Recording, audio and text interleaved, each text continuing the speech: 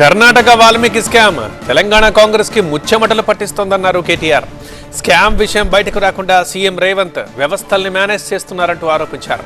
కర్ణాటక ప్రభుత్వ అకౌంట్ల నుంచి 180 కోట్ల రూపాయలు దారిమళ్లాయంటూ సీఎం సిద్ధరామయ్య ఒప్పుకున్నారన్నారు. తెలంగాణలోని 9 అకౌంట్లకు 45 కోట్లు బదిలయ్యాయని, స్కామ్ పై విచారణ ప్రారంభించగానే వాల్మీకి కార్పొరేషన్ అధికారి ఆత్మహత్య చేసుకున్నారని ఆరోపించారు. కేసులో ఇప్పటికే 11 మందిని ఈడీ అరెస్ట్ చేసిందన్నారు.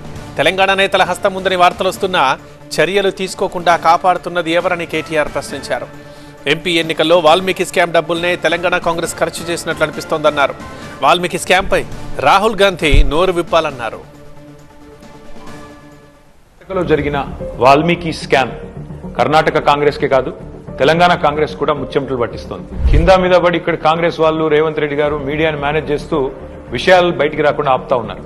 కానీ ఆ మబ్బులు కూడా తప్పకుండా 4-5 రోజుల్లో విడిపోతాయని నేను అనుకుంటాను. గవర్నమెంట్ డబ్బులు గవర్నమెంట్ అకౌంట్ల నుంచి ఐవీఎఫ్ ఒక అధునాతన సంతానోత్పత్తి చికిత్స. అనేక దంపతులకు తల్లిదండ్రులు కావాలనే వారి కలను నెరవేర్చుకోవడానికి సహాయపడుతుంది. ఈ రోజే ఓఎస్ఎస్ ఫర్టిలిటీని సందర్శించండి. అక్రమంగా ఏ కారణం లేకుండా సరిగ్గా పార్లమెంట్ ఎలక్షన్ కు ముందు 180 కోట్ల రూపాయలు దారిమళ్లింది. కర్ణాటక ముఖ్యమంత్రి స్వయంగా సిద్ధరామయ్య గారు అసెంబ్లీలో ఈ వాల్మీకి స్కామ్ లో భారీ ఎత్తున డబ్బులు దారిమళ్లినాయని ఆయనే ఒప్పుకున్నారు.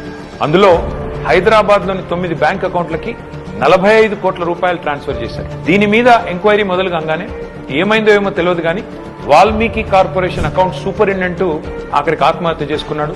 ఇవాళ ఆయన కుటుంబం రోడ్డున పడే పరిస్థితి. బ్యాంక్ అధికారులతో సహా 11 మందిని ఈడీ అరెస్ట్ చేసింది. కర్ణాటక నుండి మన తెలంగాణకు అక్రమంగా ఈ డబ్బు ఏ అకౌంట్లలోకి వచ్చింది, ఆ అకౌంట్లు ఎవరివి, ఈ తీగ లాగితే తెలంగాణ కాంగ్రెస్ డొంక మొత్తం కదులుతా ఉన్నది. మొన్న పార్లమెంట్ ఎన్నికల్లో తెలంగాణ కాంగ్రెస్ పార్టీ తన ఖర్చులకు ఈ డబ్బులే వాడినట్టుగా అనిపిస్తా ఉంది.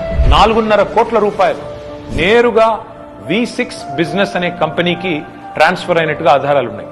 ఈ V6 బిజినెస్ కంపెనీ ఓనర్ ఎవరు? ఎస్ఐటి, సిఐడి, ఈడీ ఈ దాడులన్నీ జరిగిన తర్వాత కూడా మన తెలుగు మీడియాలో ఈ వార్తలు రాకుండా అడ్డుకుంటున్నది ఎవరు?